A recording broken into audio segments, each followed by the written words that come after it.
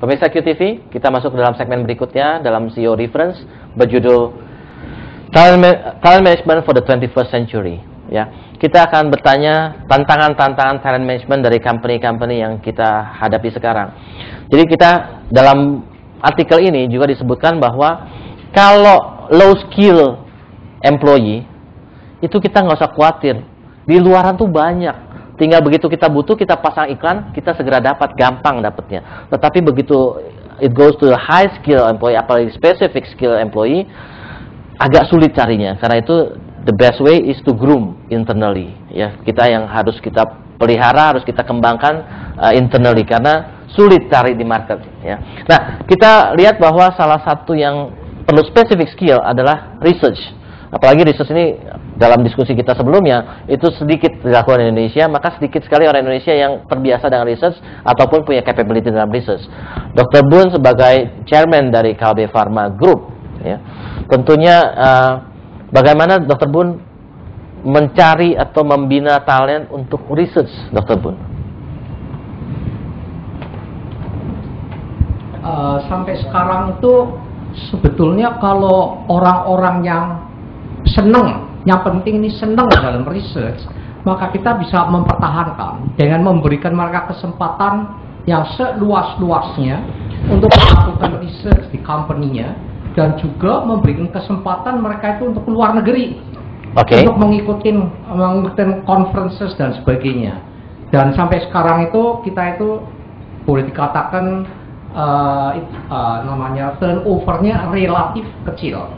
Tapi biasanya menurut artikel ini, katanya biasanya justru orang yang habis dapat training itu yang paling besar persentasenya untuk pindah. Jadi begitu dia setelah habis training, dia bilang pada company-nya, terima kasih perusahaan, saya ada pekerjaan yang lain di perusahaan lain begitu.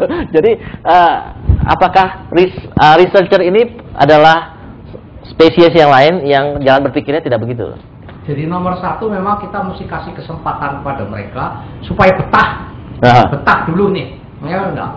Kedua, gajinya ya lumayan lah, lebih tinggi daripada kalau kerja di pemerintah. Dan ketiga, kembali lagi kesempatan mereka ngikutin conference di luar negeri. Dan yang keempat yang sekarang kita sedang melakukannya itu adalah untuk setiap penemuan atau kontribusi penemuan yang mereka akan dikasih royalty. Dan royalty ini akan dibayarkannya hanya sebagian, lainnya disimpan untuk nanti mereka pergunakan kalau mau pensiun. Dengan demikian jadi mereka ada ikatannya. Jadi kalau keluar nggak dapat royalty-nya? Nggak hilang. Jadi how to keep dia punya financial interest juga gitu, Dok, ya.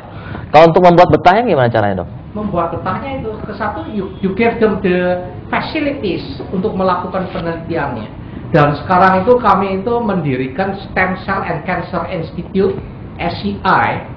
Dan di situ itu sekarang kira-kira ada sekitar 30-an peneliti-penelitinya.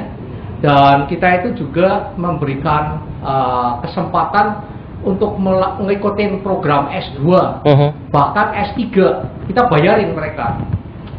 Dan ada kontrak, dong? Supaya maksudnya kalau setelah dibayarin, 2N+1 di kontrak. Selama belajarnya 3 tahun, 4 tahun, ya mereka mesti bayar itunya 2 kali 4 tahun plus 1 tahun. Bagaimana kalau mereka berhenti tapi mereka nggak mau bayar? Mesti bayar. Kalau nggak mau bayar? Sampai sekarang pengalamannya mereka relatif bonafit. Oke. Atau yang perusahaan yang membajak rela membayarkan kan? Mereka yang bonafit gitu ya, mereka yang membayarkan.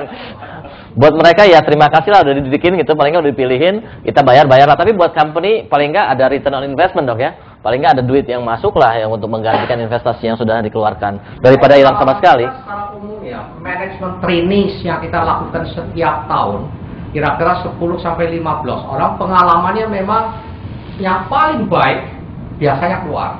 Karena apa? Nggak patient. Ya, betul. Ya. Ambitious. Kepinginnya cepat sekali. Iya. Nah, yang penting adalah memangnya perlu bisa meretain yang baik, tapi selalu ada yang nggak baik. Iya, betul. Baik, paling betah, Dok. Ya, paling betah yang paling nggak baik gitu. Saya pikir itu betul sekali ya.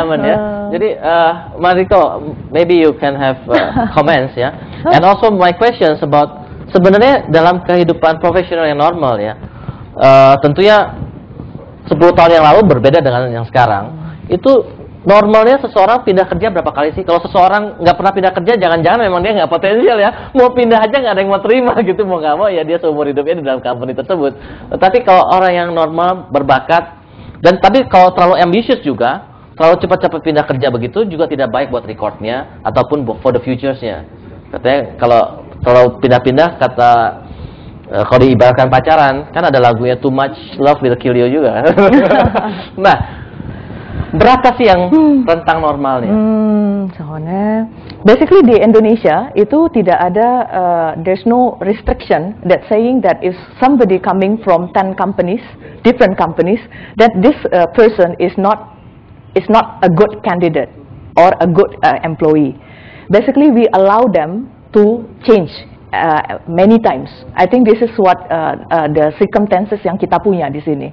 But if you go to like another countries like, let's say like Japan, then they quote unquote there's a what do you call it? Their consideration if you change job, let's say more than cannot within 3 years.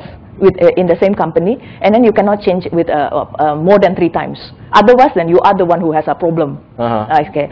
So I think we do have that kind of what do you call it? In Indonesia, basically, it's allowed because talent is very limited here in Indonesia.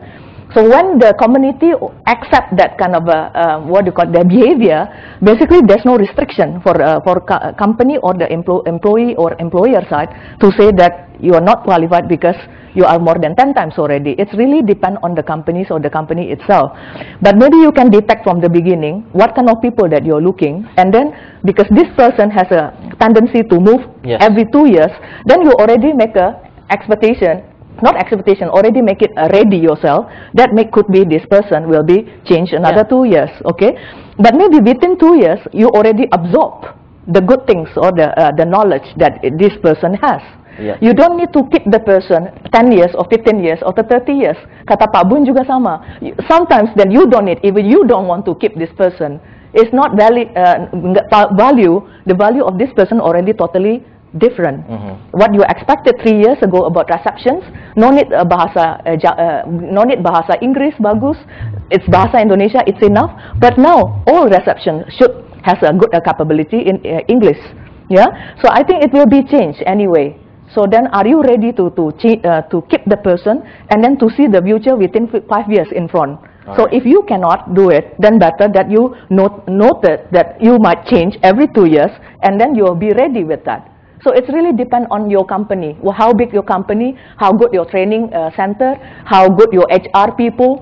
Because if you don't have HR, you don't have the learning center, then forget it to do this, because it's really wasted your time. Okay, but if you already have vision, mission, and 5 years, 10 years, then you wanted to do it as what you plan, then you have to start it from now on. All right. So you say that most of companies here don't really look at their, say, loyalty as a point to recruit. Yeah? Dr. Singgi, you don't see the loyalty points for your new recruits? Bahasa Indonesia. Okay. Kalau saya lebih percaya, saya baca bukunya John C. Maxwell. Dia katakan kalau saya ambil tanaman itu dari satu tempat saya pindahkan ke tempat lain, jelas soilnya sudah berbeda dan dia belum tentu tumbuh di situ. Jadi kalau bagi saya lebih percaya saya grooming sendiri, saya latih sendiri. Ya kalau keluar ya silahkan saya latih. Jadi seperti IBM itu kan dia kan, atau kalau bank itu adalah bank Citibank, itu kan adalah suppliernya dia, nggak takut karena dia akan lebih maju lagi. Itu yang nomor 1. Itu nomor 2, sebetulnya kita bisa melakukan yang namanya bell curve atau kurva normal untuk kompetisi di karyawan kita, sehingga nggak ada yang dia baik tapi dia akan kompetisi terus. Itu yang harus ditanamkan supaya dia kompetisi. Jadi bell curve itu adalah misalnya dalam satu departemen dia ada 10 orang, 10 orang tuh tidak bisa sekarang dia baik terus saya segini supaya baik, tidak bisa, karena kalau dia tidak lebih baik dari temannya itu akan lebih baik dan dia nilainya jelek. Itu yang namanya bell curve. Nah itu yang menurut saya kan untuk sumber daya manajemen sumber daya yang modern, saya kira saya lebih percaya dengan ini. Oke. Tentang bell curve ya, Dr. Singgi. Bell curve kan berarti kita sangat menekankan pada individual performance, sehingga kita berkompetisi satu sama lain. Sedangkan kita sudah agak moving ke arah team performance. Kalau team performance itu seringkali kita mengorbankan sebagian performance kita untuk support teman kita supaya dia perform better gitu kan. Nah, how do you apply this bell curve system dalam kalau if you want to develop the team performance? Kita harus punya satu goal dulu yang pokok. Satu goal pokok itu adalah goal company. Kalau goal company kita punya, baru kita bisa bagikan lah. Orang berpikir tentang goal company dulu. Setelah goal company antar departemen nanti diukur lagi. Kita punya goalnya dari departemen. Nah, setelah goalnya departemen masing-masing. Jadi ini adalah satu sistem yang harus satu kesatuan. Dan mungkin saya tambahkan sedikit, mungkin juga saya punya satu keyakinan atau yang pernah saya pelajari adalah 4DS-nya Stephen Covey, bahwa 4 discipline for execution. Itu adalah nanti bisa membantu untuk mencapai sasaran-sasaran.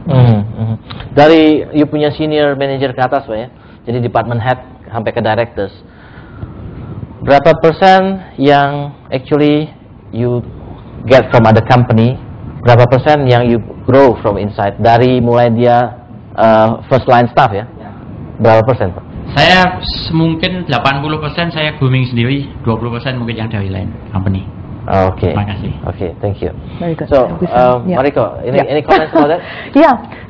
Sangat ideal sekali. If you can do it within your company, this is perfect. This is what the ideal. Semua company really want to go following what your opinion is. Yeah. The problem is the company who already has the capacity to do it or not. Sama juga. Kalau umpamanya tumbuhan itu kita baru tanam, apakah kita sudah punya pot yang size-nya begitu banyak? Size-nya begitu banyak. Then which is that you can change it at any time. Sesuai dengan life circle dari si candidate tersebut. Tapi problemnya kadang-kadang kita tidak punya kemampuan untuk lakukan itu dan kita tidak lakukan komitmen sebelumnya where we are going. Dan kadang-kadang tumbuhan yang umurnya sama, besarnya bisa jauh beda satu sama lain.